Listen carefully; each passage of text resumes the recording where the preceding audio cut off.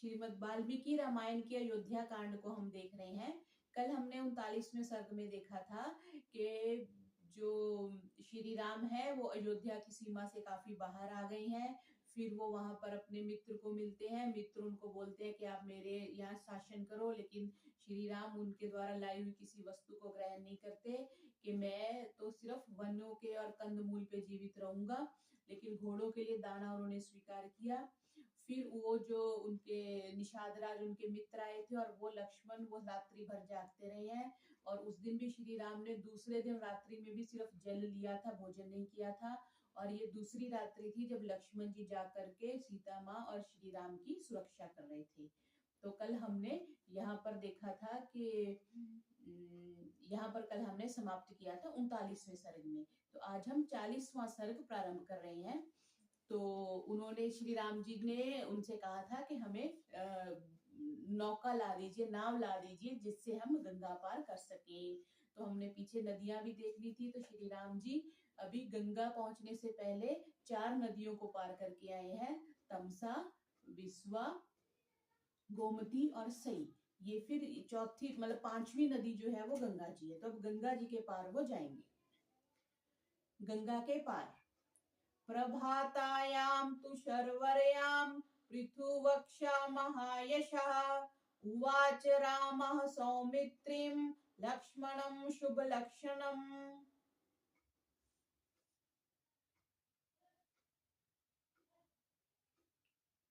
ओम 41वां हमने पढ़ना था आज। 40वां पढ़ लिया हमने जी। पक्का? चलिए ठीक है, मैंने शायद पीछे प्रिंट किया। 41 दोबारा से शुरू करते हैं। सर्वेभ्यो नमः। श्रीमद् वाल्मीकि रामायण के अयोध्या कांड को हम देख रहे हैं। कल हमने 40 सर्ग देख लिए थे। कल हमने देखा था कि उन्होंने श्री राम जी ने लक्ष्मण और सीता सहित गंगा को पार कर लिया था। और गंगा को पार करके वो फिर आगे वत्स देश में एंटर हो गए थे। तो आज हम 41वें सर्ग को प्रारंभ कर रहे हैं। इसमें आ रहा है राम का विलाप। वृक्षमेकम् उपागम्य संध्या मनवास्य पश्चिमां रामो रमयतां श्रेष्ठ इति होवाच लक्ष्मणम्। लोक अभिराम श्री राम विश्राम के लिए एक वृक्ष के नीचे जा टिके। वहां अपनी सायंकालीन संध्या से निवृत्त होकर वे लक्ष्मण जी से बोले, ध्रुव मध्य महाराजो दुखम स्वपिति लक्ष्मण कृतकामा तु कैकेयी तुष्टा भवतिम अर्हति। हे लक्ष्मण, निश्चय ही आज पिताजी दुख की नींद सोएंगे और सफल मनोरथ कैकेयी आज प्रसन्न होगी। अपादानीं तु कैकेयी सौभाग्य मदमोहिता कौसल्यां च सुमित्रां च संप्रभादेत मत्कृते। मुझे डर है कि कहीं सौभाग्य मद से गर्वित कैकेयी मेरे कारण माता कौशल्या और सुमित्रा को सताती ना हो। मास्म मत्कारणा देवी सुमित्रा दुःखमवसेत् अयोध्यामिति एव त्वयं कालये प्रविश लक्ष्मण। मेरे कारण कौशल्या एवं सुमित्रा कष्ट न भोगने पावे, अतः हे लक्ष्मण, तुम कल ही अयोध्या पहुंच जाओ। विल्पयो परतं रामं गताचिर्ष्मिवालनम् समुद्रम इव निर्वेगम आवास्यत लक्ष्मणः।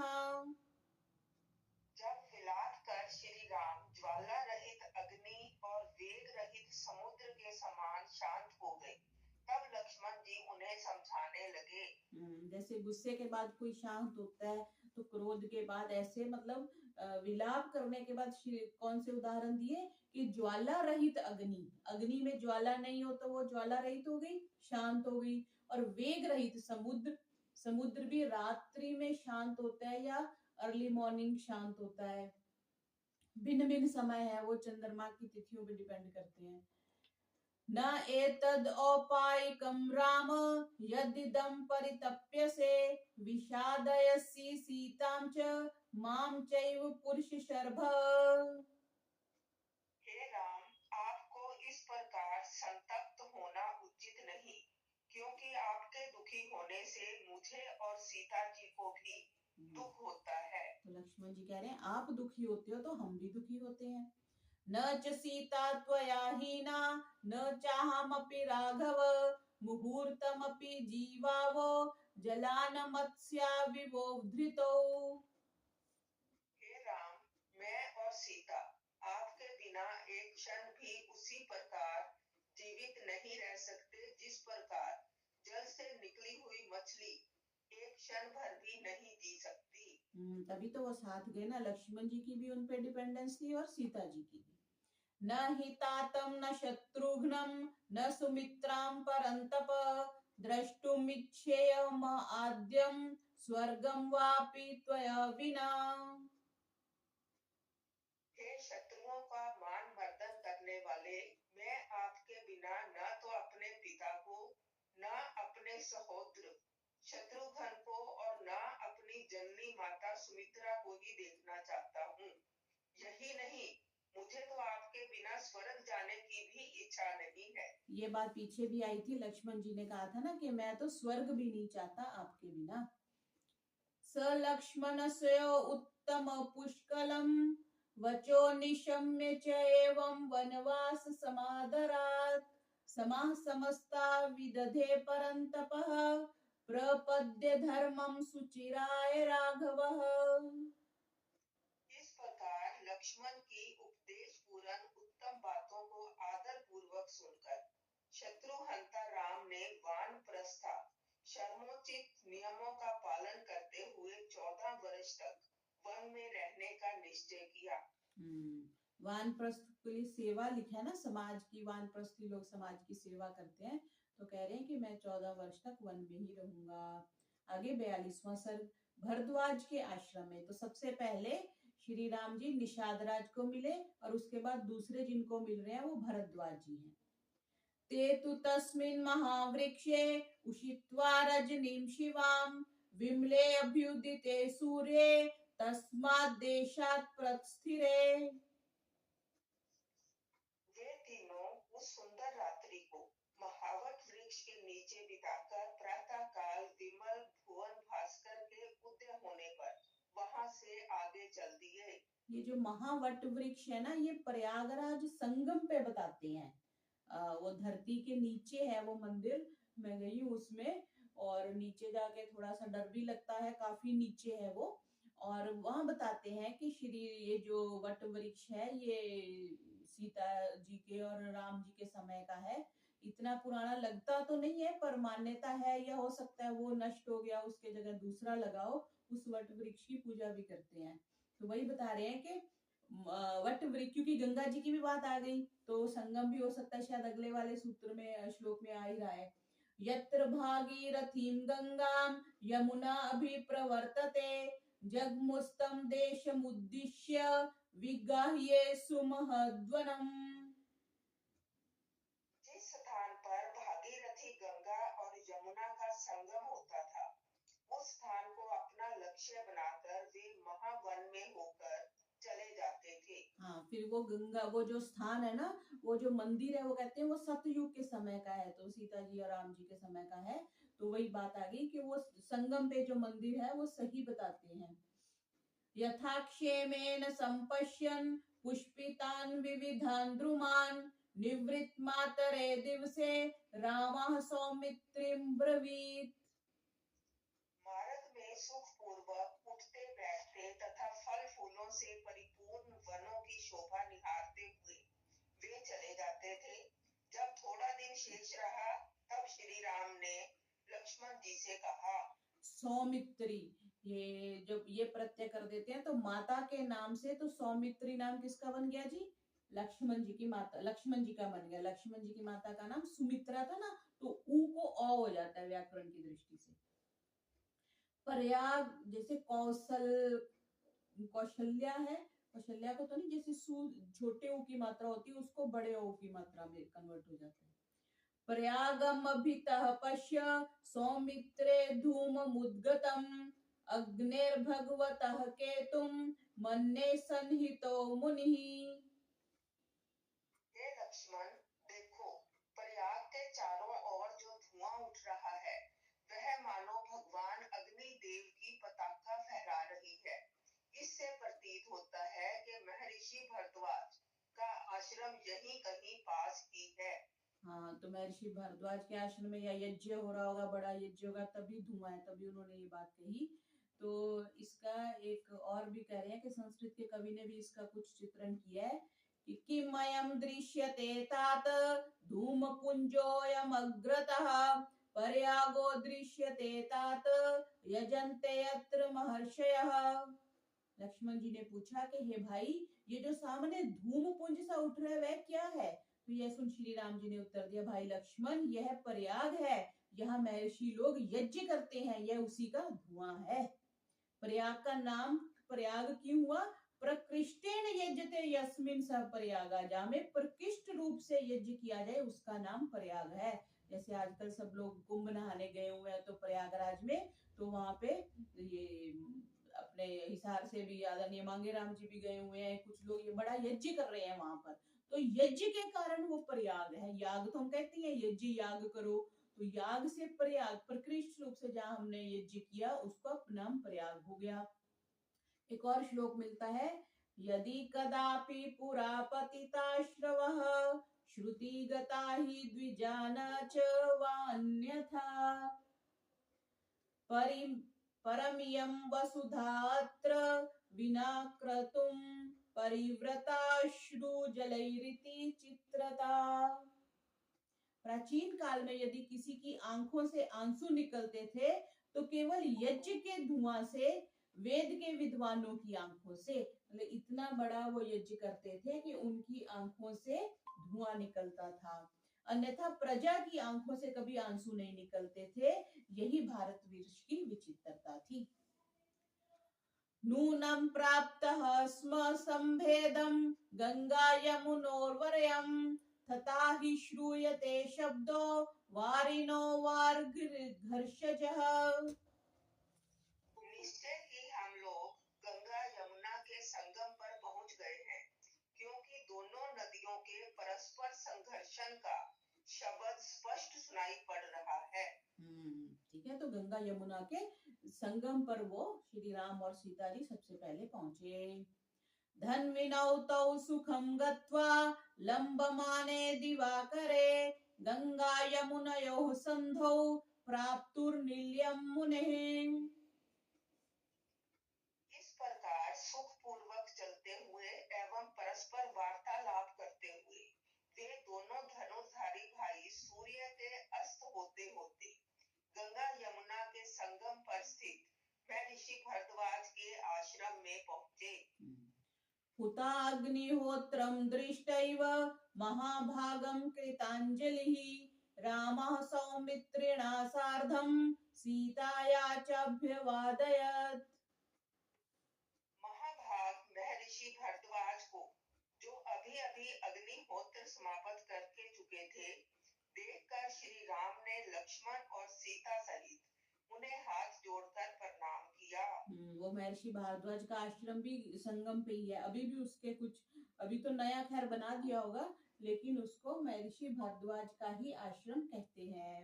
तो कह रहे कि वहां पे वो अग्निहोत्र वो समाप्त करके हटे थे।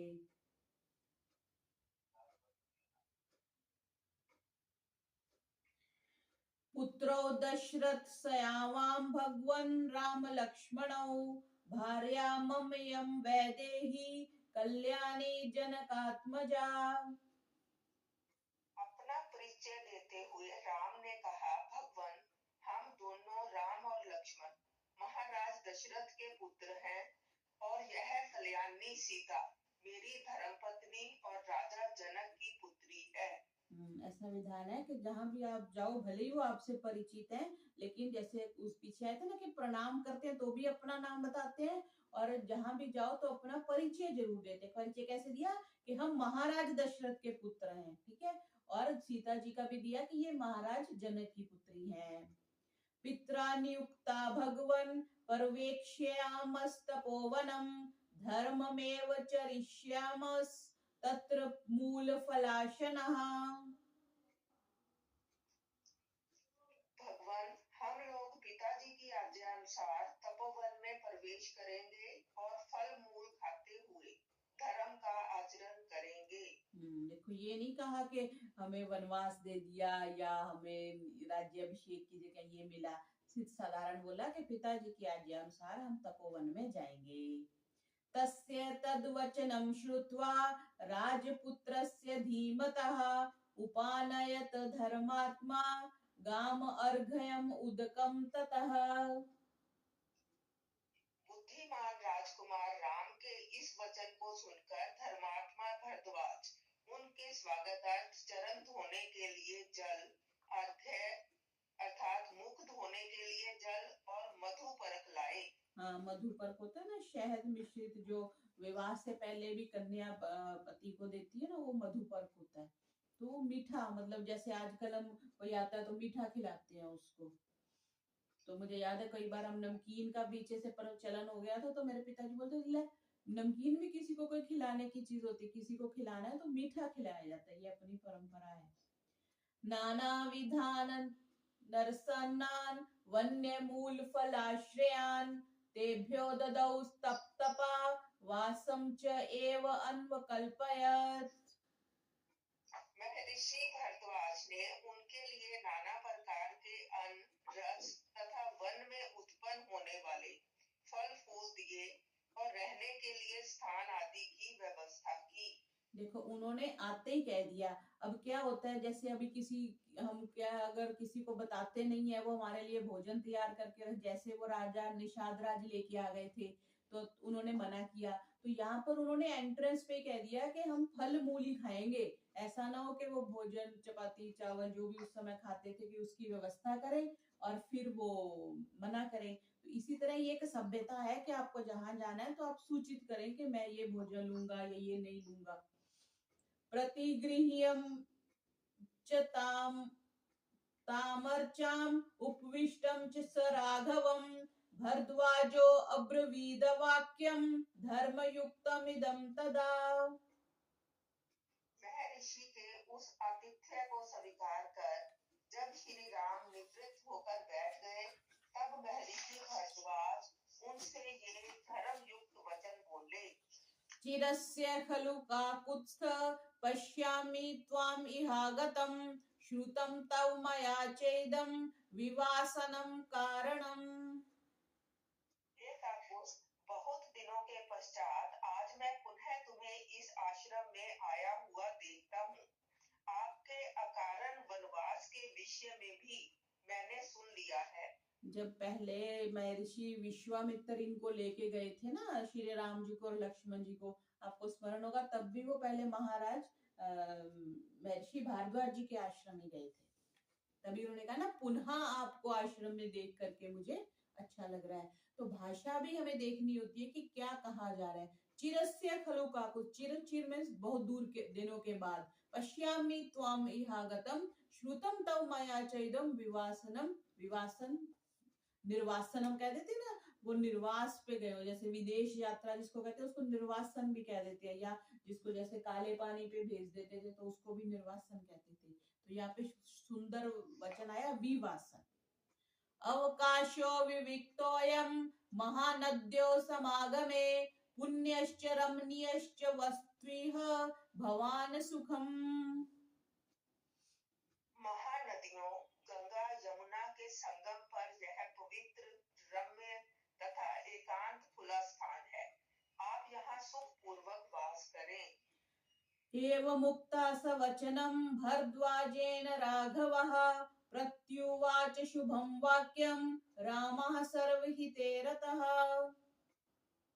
भरद्वाज के ऐसा कहने पर सब प्राणियों के हित में रत श्री राम यह शुभ वाक्य बोले।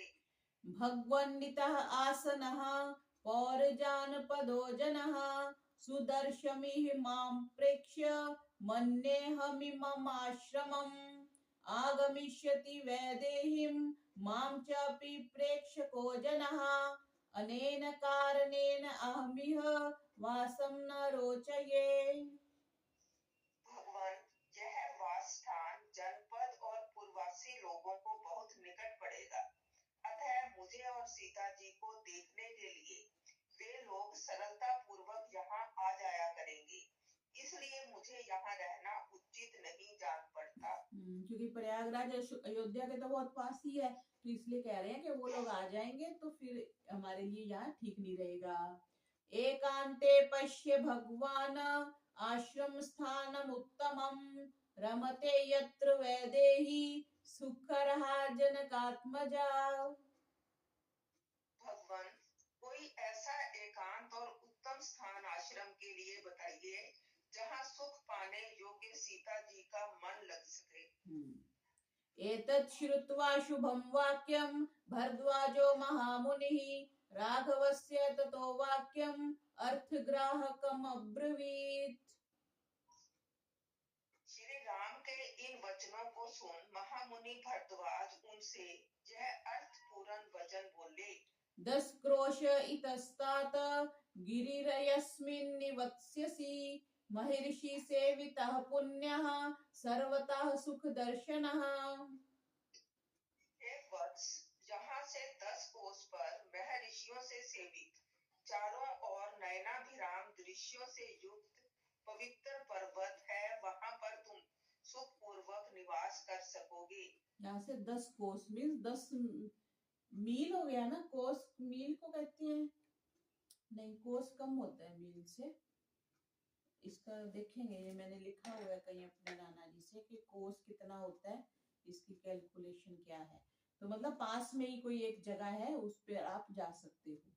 तस्य पर्यागे रामस्य तम महर्षिमुपयेयुषः प्रपन्ना रजनी पुण्या चित्रा कथ्यतः कथः। प्रयाग में महर्षि के पास में आए हुए राम से अनेक प्रकार की विचित्र और मनोहर कथा वार्ता होते हुए पुण्यमयी रात्रि आ गई। सीता तृतीय काकुत्स्थ परिश्रांता सुखोचितः भरद्वाजाश्रमे रम्ये ताम रात्रिं वसत् सुखम्। सुख से रहने योग्य राम, लक्ष्मण एवं सीता ने मार्ग चलने से परिश्रांत होकर वह रात्रि महर्षि भरद्वाज के रम्य आश्रम में सुखपूर्वक व्यतीत की। देखो यहाँ पे क्योंकि आश्रम में है तो यहाँ पे लक्ष्मण जी ने मतलब निद्रा ले ली, क्योंकि आश्रम में तो सुरक्षा होती ही है। आगे 43वां सर्ग प्रारंभ कर रहे हैं यमुना के पार। तो ये 4 नदियां आई थी, 5वीं गंगा जी थी और 6ठी अब यमुना जी आ गई। उषित्वा रजनीं तत्र राजपुत्रा वरिंदमौ महर्षिमभिवाद्याथ जगमतुस्तं गिरिं प्रतः।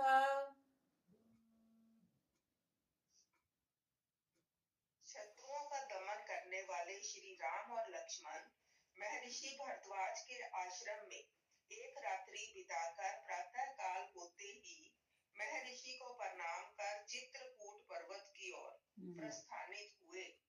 तेषां स्वस्तयनं चैव महर्षि यः चकारः प्रस्थितांश्चैव तान् प्रेक्ष्य पिता पुत्रानिवान्गवात्।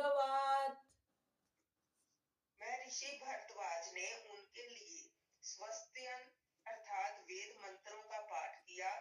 उनको वहां से प्रस्थित हुआ देख महर्षि कुछ दूर उनके पीछे पीछे गए, जिस प्रकार पिता अपने योग्य पुत्रों के पीछे जाता है। पिताजी ऐसे गए जैसे महर्षि भारद्वाज ऐसे गए जैसे पिता जाता है। अथ पंथानमावेद्य महर्षि सन्न्यवर्तत उपावृते मुनौ तस्मिन् रामो लक्ष्मणं ब्रवीत्। कुछ दूर उनके साथ जा और उन्हें मार्ग बता महर्षि लौट आए। जब भरद्वाज लौट गए तब श्री राम ने लक्ष्मण जी से कहा, कृत पुण्याः सौमित्रे मुनियन्नो अनुकंपते इति तौ पुरुष व्याघ्रौ मंत्रित्वा मनस्विनौ सीतामेवाग्रतः कृत्वा कालिंदीं जगमर्तु नदीम्। अद्यासाद्य तु कालिंदीम शीघ्र स्रोतो वहां नदीम चिंतामापेदिरे सर्वे नदी जलति तीर्षवः तौ काष्ठ संघाट मथौ चक्रतु सम उहापलम प्लवम। हे लक्ष्मण, हम लोग बड़े पुण्य आत्मा हैं, तभी तो मुनिवर भरद्वाज हमारे ऊपर इतनी अनुकंपा कर रहे हैं। मनस्वी एवं नर केसरी दोनों राजकुमार इस प्रकार वार्तालाप करते हुए सीता जी को आगे करके यमुना नदी के पास पहुंचे। अत्यंत वेग वाली उस यमुना नदी के पास पहुंचकर वे सब सोचने लगे कि इस नदी को किस प्रकार पार किया जाए। सोच विचार के पश्चात दोनों भाइयों ने बहुत सारी लकड़ियां एकत्र कर एक बेड़ा तैयार किया। देखो अब इतने यमुना जी बड़ी है वहां पे संगम पे ना, तो गंगा जी इधर से आती है, यमुना जी उधर से आती है, जहाँ पे संगम है तो यमुना जी बड़ी है, तो इसलिए कह रहे हैं कि यमुना को पार करने में उनको थोड़ी चिंता हुई, तो उन्होंने एक बेड़ा तैयार किया। देखो अब अगर वो पहले गुरुकुल में नहीं रहे हुए या उनको ऐसा अभ्यास नहीं होता तो वो नदी कैसे बना ले, नाव कैसे बना लेते, है ना। इसलिए कहते हैं कि बच्चों को सारे कार्य सिखाने चाहिए और बच्चों को पता होना चाहिए, ये नहीं कि घर से माता जी चलेगी तो रसोई कोई ताला लग जाए। तो अब वो राजा के पुत्र हैं, कोई साधारण मनुष्य नहीं है, लेकिन उन्होंने बेड़ा, देखो स्वयं अपने पास प्रमाण मिल रहा है कि उन्होंने लकड़ियां इकट्ठी करी और स्वयं नाव बनाई। आरोप्य सीतां प्रथमं संघाटं परिगृहीतौ ततः प्रत्रेतुर्यतौ वीरो दशरथात्मजौ। सीता जी को उस बेड़े पर बैठाकर राम और लक्ष्मण उस बेड़े को पकड़कर उसे प्रसन्नता पूर्वक तैराने लगे। देखो जैसे आजकल हम चले जाते हैं ना, क्या ये गंगा जी में जैसे राफ्टिंग बना दी इन्होंने, कुछ ऐसा करते हैं, राफ्टिंग में चले गए या ये ट्रैकिंग में चले जाते हैं वनों में, तो वैसा वो कह रहे हैं कि प्रसन्नता पूर्वक सीता जी को बिठाकर उस बेड़े को चलाने लगे।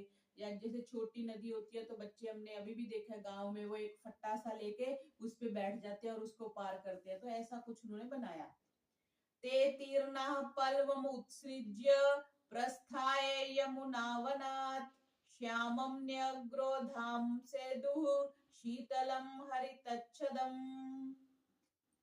यमुना को पार कर और उस बेड़े को वहीं छोड़ वे यमुना तट के वन से प्रस्थान करते हुए श्याम वरण हरे हरे पत्तों वाले तथा शीतल छाया से युक्त एक वट वृक्ष के नीचे पहुंचे। वट वृक्ष जिसको हम बरगद का कह देते हैं, बड़ का पेड़ कह देते हैं।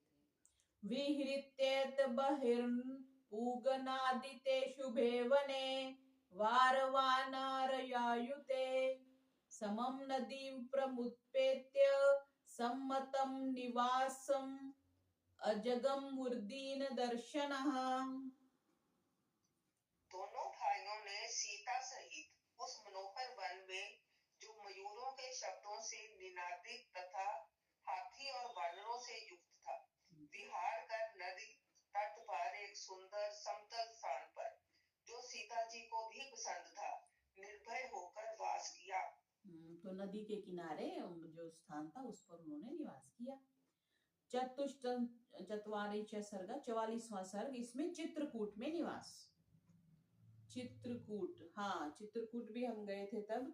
चित्रकूट भी बहुत सुंदर जगह है, वहां पर भी है तुलसीदास जी ने, वहां पे ये जो रामचरितमानस है वो तुलसीदास जी ने चित्रकूट में लिखी है। वहां भी छोटी सी नदी है, हमने भी उस नदी में पार किया था। यस ठीक, चित्रकूट पास में ही है, आई थिंक प्रयागराज से 2 आवर्स का ही रन है।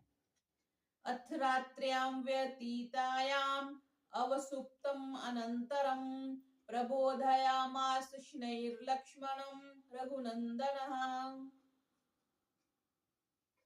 रात्रि व्यतीत होने पर श्री राम ने स्वयं जागकर कुछ सोए हुए भाई लक्ष्मण को धीरे धीरे जगाया।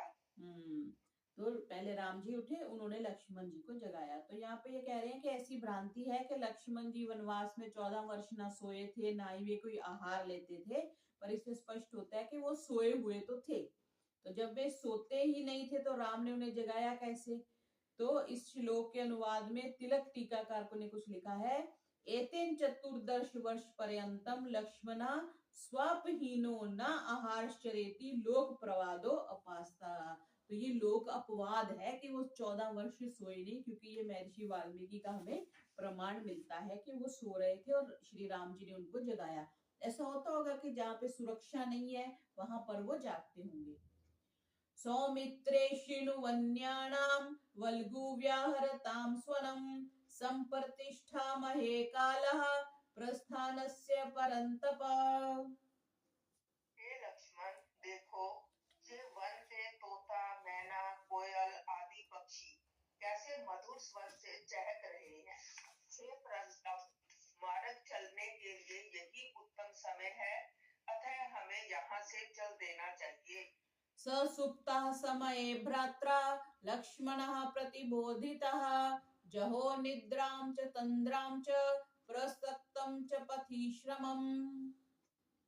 जब श्री राम ने सोए हुए लक्ष्मण जी को जगाया, तब उन्होंने निद्रा, आलस्य और मार्ग चलने की थकावट को त्याग दिया।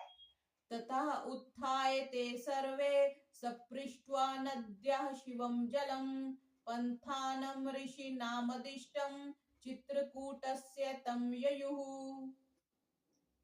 तदंतर वे सब उठकर तथा यमुना के पवित्र जल में स्नान करके ऋषि के बताए हुए मार्ग से चित्रकूट की ओर चल दिए।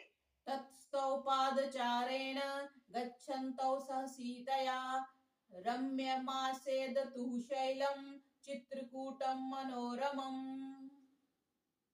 इस प्रकार सीता को साथ लिए हुए परस्पर वार्तालाप करते हुए एवं पैदल चलते हुए वे मनोरम एवं रम्य चित्रकूट पर्वत पर पहुंचे। मनोज्योऽयं गिरिः सौम्य नानाद्रुमलतायुतः बहुमूलफलो रम्यः स्वाजीवः प्रतिभाति मे। उस पर्वत पर पहुंचकर श्री राम ने लक्ष्मण जी से कहा, हे सौम्य, यह पर्वत कैसा मनोहर है। यह अनेक प्रकार के वृक्ष और लताओं से युक्त तथा अनेक प्रकार के फल और मूलों से परिपूर्ण होने के कारण कैसा रमणीक दिख पड़ता है। हम लोगों का निर्वाह यहाँ सरलता पूर्वक हो जाएगा। हाँ, वहां पर चित्रकूट में काफी जगह है जहां पर श्री राम जी का वो मिलता है, चिन्ह अभी भी मिलते हैं। तो एक बहुत सा बड़ी शिला है वहां पर, लाइट से येलो कलर की, जैसे हल्दी वाले से रंग की है, और वो बड़ी स्मूथ थी जैसे अपना चकला होता है। तो वहां पर कहते हैं कि कुछ स्थान बने हुए थे कि यहाँ पे श्री राम जी बैठते थे, यहाँ पे सीता माँ बैठती थी और यहाँ लक्ष्मण जी खड़े होते थे। वो भी वहां पे नदी के किनारे वो एक स्थान बना हुआ है चित्रकूट में। मुनयश्च महात्मानो वसन्त्यस्मि शिलोचये अयं वासो भवेता वदत्र सौम्य रमे मही। इस उन्नत पर्वत पर महात्मा और मुनि लोग भी निवास करते हैं। यह स्थान वास करने योग्य है, अतः हे सौम्य, हम लोग यहीं पर अनंत पूर्वक रहेंगे। इति सीता च रामश्च लक्ष्मणश्च कृताञ्जलिः अभिगम्य आश्रमं सर्वे वाल्मीकिम् अभिवादयन्। अच्छा, ऐसा निश्चय कर श्री राम, लक्ष्मण और सीता तीनों ने महर्षि वाल्मीकि के आश्रम में जा उन्हें हाथ जोड़कर प्रणाम किया। हाँ, तो महर्षि वाल्मीकि का आश्रम जो था वो चित्रकूट में था। तान महर्षि प्रमुदितः पूजयामास धर्मवित् आस्त्यामिति चोवाच स्वागतं तु निवेद्य च। धर्मज्ञ महर्षि वाल्मीकि ने प्रसन्न होकर उनका सत्कार किया और आपका स्वागत हो ऐसा कहकर बैठने के लिए आसन दिया। सन्निवेद्य यथा न्यायम् आत्मानं ऋष्ये प्रभु ततो ब्रवीणं महाबाहुर लक्ष्मणं लक्ष्मण अग्रजः। श्री राम महर्षि वाल्मीकि को अपना यथोचित परिचय दे और वनवास का कारण बतला लक्ष्मण जी से बोले, लक्ष्मणान्य दारुणी दृढ़ानि च वराणि च कुरुष्व वावस्थं सौम्य वासे में अभिरतं मनः। हे लक्ष्मण, तुम उत्तम एवं दृढ़ काष्ठों को एकत्र कर यहाँ वास के लिए एक पर्ण कुटी बनाओ, क्योंकि हे सौम्य, यहाँ बसने की मेरी हार्दिक इच्छा है। एक वहां पे चित्रकूट में हमने एक जगह और देखी थी, वहां पे ना उन्होंने छोटे छोटे जैसे अपना यज्ञ कुंड होता है वैसे राउंड बनाए हुए थे, तीन तीन। तो वहां पे भी कुछ था कि यहाँ पर इन्होंने ये कुटिया थी और ये दान देने के लिए कुछ ऐसा अन्न दान करने के लिए, आजकल वहां पे कहते थे कि इसको भर के अन्न का दान दिया जाता है, तो वो स्थान भी था, शायद उसकी चर्चा भी आएगी। तस्य तद्वचनं श्रुत्वा सौमित्री विवधान द्रुमान् आजहार ततश्चक्रे पर्णशालामरिन्दमः। यह सुन शत्रुमर्दन लक्ष्मण जी विविध प्रकार के काष्ठ ले आए और उनसे एक पर्णशाला निर्मित की। तां वृक्षपर्णछदनां मनोज्यां यथा प्रदेशं सुकृतां निवातां वासाय सर्वे विविशु समेतः सभां यथा देवगणः सुधर्माम्। जिस प्रकार देवगण सुधर्मा नामक सभा में प्रवेश करते हैं, उसी प्रकार राम, लक्ष्मण और सीता ने एक साथ वृक्षों के पत्तों से आच्छादित उचित स्थान पर निर्मित मनोहर एवं वायु रहित पर्णशाला में रहने के लिए प्रवेश किया। तो लक्ष्मण जी ने एक बहुत सुंदर कुटिया चित्रकूट में तैयार करी। सुरम्यमासाद्य तु चित्रकूटं नदीं च तां माल्यवतीं सुतीर्थां ननंद रामो मृत्पक्षी जुष्टां जहो च दुःखं पूर्वी प्रवासात्। सुंदर एवं रमणीक चित्रकूट पर्वत पर पहुंचकर तथा मृगों और पक्षियों से युक्त स्वच्छ मधुर जल वाली प्रसिद्ध माल्यावती नदी को प्राप्त करके श्री राम ऐसे आनंदित हुए कि अयोध्या के प्रवास के दुख को भूल गए। विशेष यहाँ तक महर्षि वाल्मीकि ने श्री राम के अयोध्या से चित्रकूट तक की यात्रा का वर्णन किया है। अगले सर्ग से राम वियोग में अयोध्या में घटित घटनाओं का आरंभ होता है। स्मरण रहे, श्री राम अयोध्या से चित्रकूट 5 दिन में पहुंचे थे। 3 दिन उन्होंने केवल जल पीकर निर्वाह किया था। चौथे दिन से कंदमूल, फल आदि का सेवन प्रारंभ कर दिया था। तो 3 दिन उन्होंने, 5 दिन में वो चित्रकूट पहुंचे और 3 दिन उन्होंने जल पिया, और चौथे दिन जब वो महर्षि भारद्वाज के आश्रम में थे वहां उन्होंने कंदमूल लिए थे और फिर अपनी कुटिया बना ली, तो वहां तो उनकी व्यवस्था फिर हो गई होगी। आगे 45वां सर्ग प्रारंभ कर रहे हैं, सुमंत्र की वापसी। अब यहाँ तक वो बता दिया कि श्री राम जी चित्रकूट पहुंच गए, उन्होंने अपनी कुटिया बना ली। अब सुमंत्र वापिस पहुंचा, तो अब महर्षि वाल्मीकि रामायण में अयोध्या में क्या स्थिति हुई श्री राम के जाने के बाद, उसके चर्चा कर रहे हैं। अनुज्ञाता सुमंत्रोऽथ योजयित्वा हयोत्तमान् अयोध्यामेव नगरीं प्रयौगाढ दुर्मनः। श्री राम से आज्ञा पा सुमंत्र उत्तम घोड़ों को रथ में जोतकर अत्यंत उदास हो अयोध्या नगरी की ओर चल दिए। ततः सायाह्न समय द्वितीयेहनि सारथिः अयोध्यां समनुप्राप्य निरानंदां ददर्शः।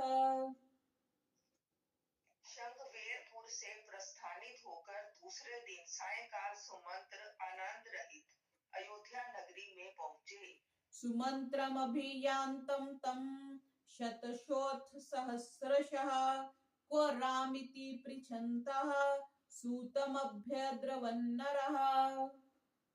सुमंत्र को नगर में आया देख सैकड़ों सहस्त्रों नागरिक सुमंत्र की ओर दौड़ पड़े और उनसे पूछने लगे, श्री राम कहाँ हैं? जैसे कोई किसी को छोड़ने जाते हैं स्टेशन पे तो वापस आके बच्चे भागते हैं ना, वैसे बताया गया, सब लोग भाग के पूछते हैं, सैकड़ों सहस्त्रों लोग आए कि श्री राम कहाँ हैं। तेषां शशंस गंगायां मां पृच्छ राघवम् अनुज्ञातो निवृत्तो अस्मि धार्मिकेन महात्मना।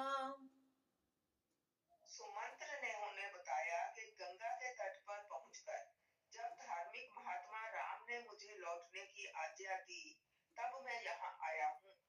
ते तीर्णा इति विज्ञाय बाष्पूर्णमुखा जनाः अहो दिग्गति निश्वस्य हा रामेति च चुक्रुषुः।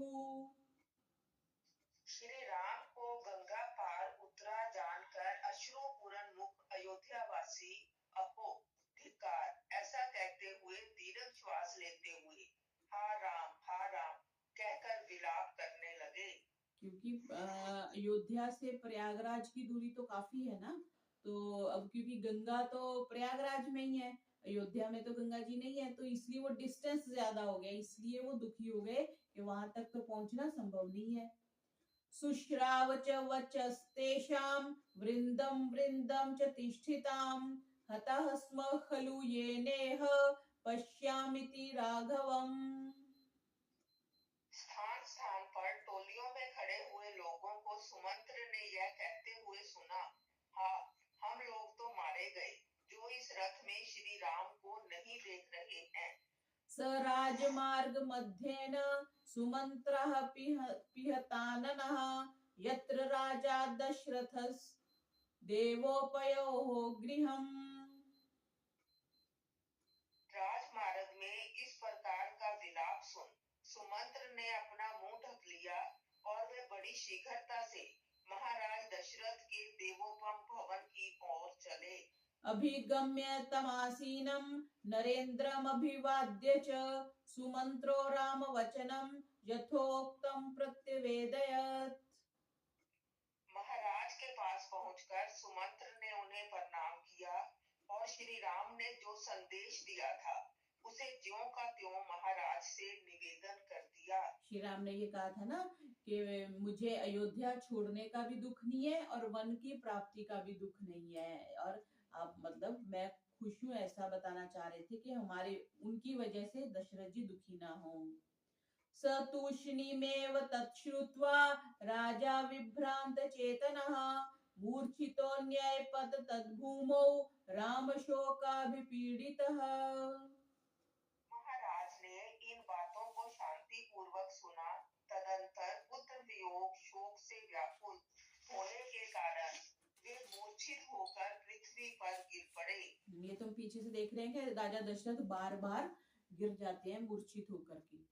सुमित्रया तु सहिता कौसल्या पतितं पतिम उत्पाथा उत्थापयामास्तदा वचनं च इदं ब्रवीत्।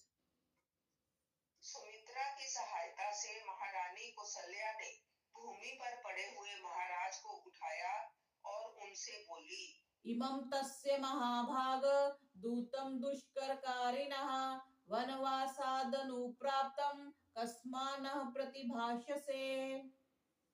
हे महाभाग दुष्कर कर्म करने वाले श्री राम के इस दूत से जो वन से लौटे हैं आप वार्तालाप क्यों नहीं करते। अद्य एमम् अनयं कृत्वा व्यपत्रपसि राघव उत्तिष्ठ सुकृतं तेस्तु शोकेन स्यात् सहायता।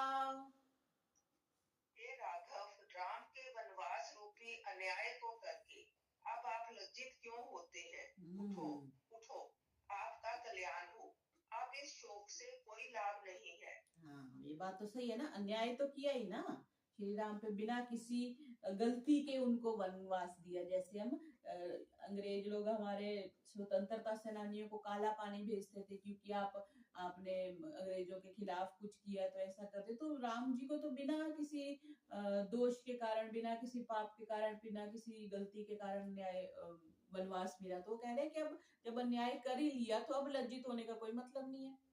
देव यस्य भयाद्रामं नानुपृच्छसि सारथिं न हि तिष्ठति कैकेयी विस्रब्धं प्रतिभाष्यताम्। हे देव जिसके भय से आप सुमंत्र से राम विषयक वार्तालाप नहीं कर रहे हो वह कैकेयी यहाँ नहीं है, अतः आप निशंक होकर बातचीत करें। हाँ क्योंकि उनको लगा वो समझा रही है भी कैके नहीं है, आप कुछ भी उनके बारे में पूछ सकते हो। सा तथोक्त्वा महाराजं कौसल्या शोकलालसा धरण्यां निपताशु बाष्प विप्लुप्त भाषिणी।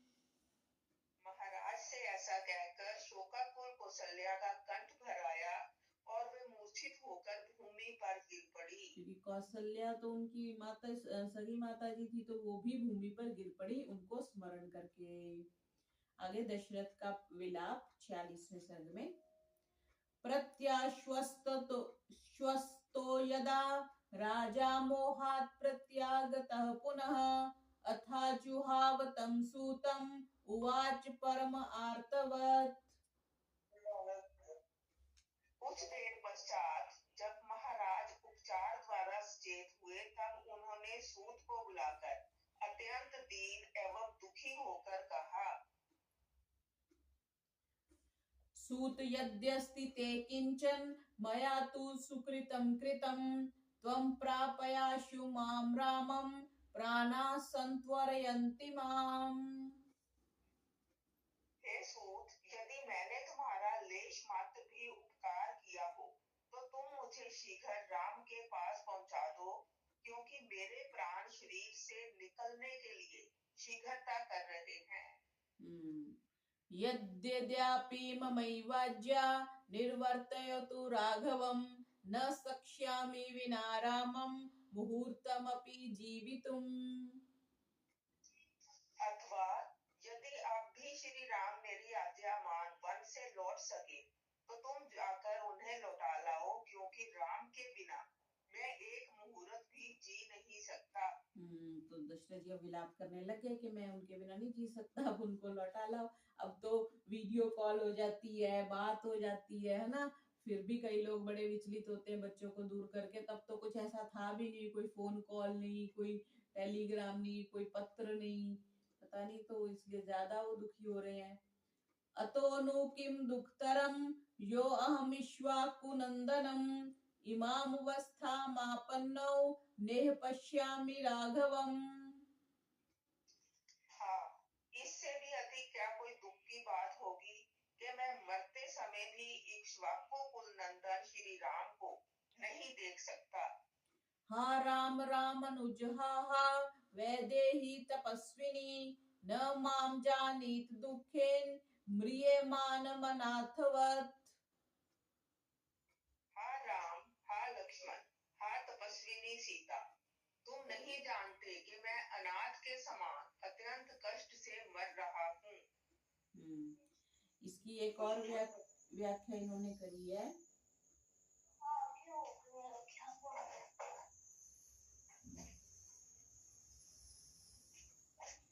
किसी कवि ने इस घटना का वर्णन इन शब्दों में किया है कि शून्य प्राप्तो यदि रथो भग्नो मम मनोरथः नूनम दशरथम नेतुम कालेन प्रेषितो रथः। कि मंत्री प्रवर, रथ में राम है, यदि रथ राम से खाली है तो निश्चय ही काल ने इसे मुझे लेने के लिए भेजा है। ये भी एक श्लोक मिलता है हमें कि जब सुमंत्र वापस खाली रथ लेके आते हैं, तब ये हमें सुनने को मिलता है। तो हा राम, हा लक्ष्मण, हा तपस्विनी सीता, तुम नहीं जानते कि मैं अनाथ के समान अत्यंत कष्ट से मर रहा हूँ। इति विलप्ति पार्थिवे प्रनष्टे करुणतरम द्विगुणम च राम हेतोः वचनम अनुशिम्य तस्य देवी भयम अगमत पुनरेव राम माता। महाराज दशरथ जब राम के लिए अत्यंत करुणापूर्ण विलाप करते करते मूर्छित हो गए, तब राम माता महारानी कौशल्या देवी को उनके ऐसे वचन सुन दुगना भय हुआ।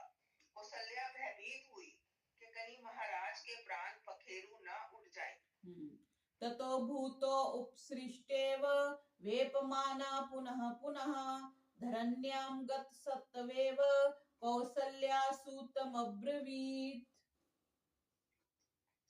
तदंतर रोगग्रस्त के समान भूमि पर निर्जीव सी पड़ी हुई एवं कांपती हुई कौशल्या सुमंत्र से बोली। हाँ, वो जो श्री राम जी को छोड़ के आए थे, क्योंकि वो भी बेहोश होकर गिर रही, अब वो सुमंत्र को बोल रही है। नये माम यत्र काकुत्स्थ सीता यत्र च लक्ष्मणः तान विना क्षणमप्यत्र जीवितुम न उत्सहेह्यम्। हे सूत, जहाँ राम, लक्ष्मण और सीता है, तुम मुझे भी वहीं ले चलो, क्योंकि उनके बिना मैं एक क्षण भी जीवित नहीं रह सकती। निवर्तय रथम शीघ्र दंडकान्य मामपि अथ तानानुगच्छामि गमिष्यामि यमक्षयम्। रथ को वापस लौटाओ और मुझे भी दंडक वन में पहुंचा दो। यदि मैं उनके पास न पहुंच सकी तो यमालय अर्थात शमशान में पहुंच जाऊंगी, अर्थात मर जाऊंगी। बाष्पवेगोपहतया सह वाचा सज्जमानयः इदम् आश्वासयन् देवीं सूतः प्राञ्जलिर्ब्रवीत्। यह सुन सुमंत्र विकल हो तथा हाथ जोड़कर गला रूंझ जाने के कारण स्खलित वाणी से कौसल्या देवी को सांत्वना देते हुए बोले, न शोच्यास्ते न चात्मानः शोच्यो नापि जनाधिपः इदं हि चरितं लोके प्रतिष्ठ्यास्यति शाश्वतम्।